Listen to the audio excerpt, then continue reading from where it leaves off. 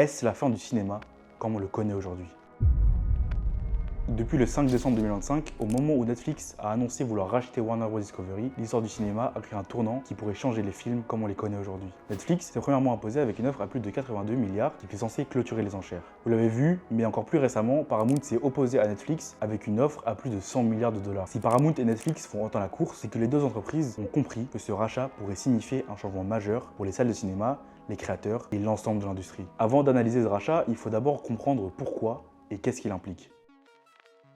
Depuis la fusion entre Warner Bros et Discovery en 2022, le groupe rencontre d'énormes difficultés. À l'époque, cette fusion devait créer un nouveau géant du divertissement. Mais en réalité, elle a surtout créé un enchaînement de problèmes. On parle d'endettement, de changement de direction, échecs commerciaux dans certaines franchises et restructuration constante. Et ça pèse énormément sur toutes les décisions. Le studio dépense moins, annule des projets et cherche à faire des économies partout où il peut, parfois de façon très visible. On a par exemple vu l'annulation du film Bad Girl, qui était déjà filmé, monté et prêt à la diffusion, simplement pour faire des économies. Warner perd la confiance des créateurs en raison des décisions économiques qui passent avant le créatif. Et tout ça, on va parler dans une vidéo qui sera consacrée de l'ascension à la chute de Warner Bros. La semaine prochaine. Et donc tout ça fait aujourd'hui de Warner Bros. Discovery un géant affaibli. Et c'est exactement ce qui rend un potentiel rachat par Netflix possible aujourd'hui.